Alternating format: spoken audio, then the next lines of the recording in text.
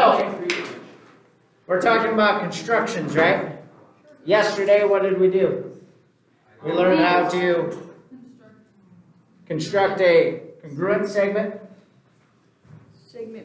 segment bisector, congruent angle, an angle bisector, and then we did a perpendicular line where? When the point was on the line, right? Okay, so the last one that we have to do, and then you can practice the rest of the time today, is we're going to do more perpendicular lines. So I think this is number 6, right? Yeah. We're going to construct perpendicular lines, or segments, you could say, through a point, but now it's going to be on the line. We just did on the line. We did? Yeah. Okay, not on the line. Sorry, I am so sorry. So, did everybody get a compass? Yes.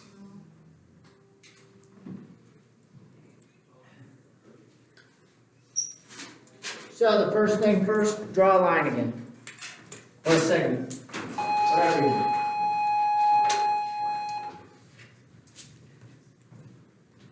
Bondo, will you grab another one for Merrick, please? Yeah.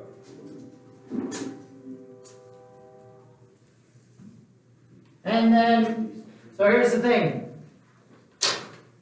If you are feeling sad, put your point above the line. If you're feeling happy, put your point below that line. Or is the point like is it Doesn't in the matter. middle?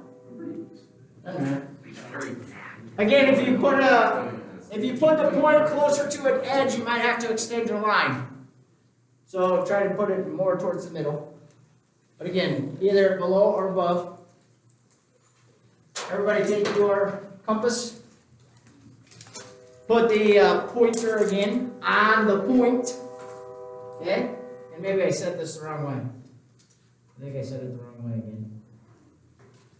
And then extend your compass so it will reach your segment. When you're going to make one giant arc. Alright? So I'm going to put my pointer down. I'm going to make one giant arc.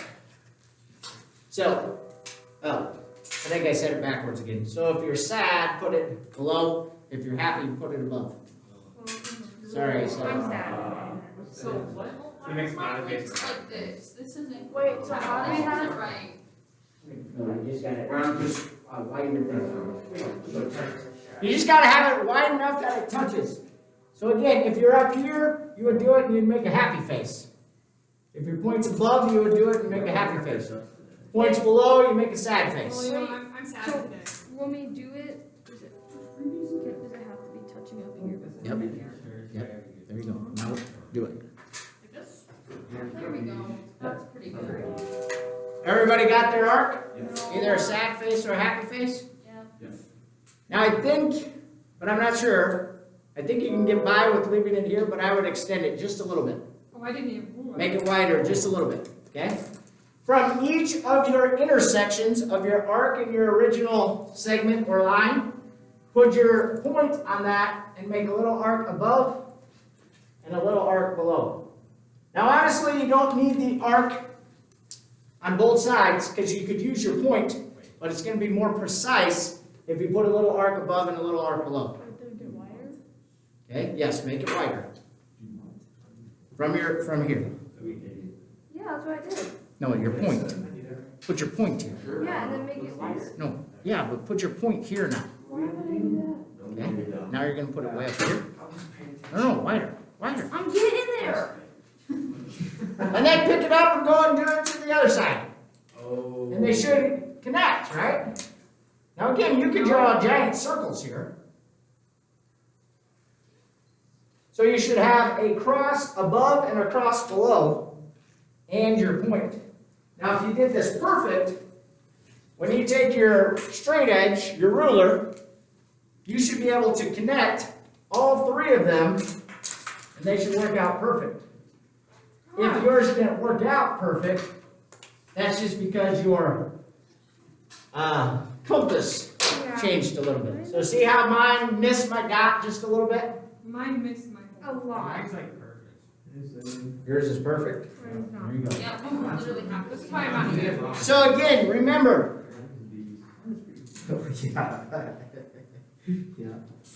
So again, I know I can watch Kenzie's move as she's going.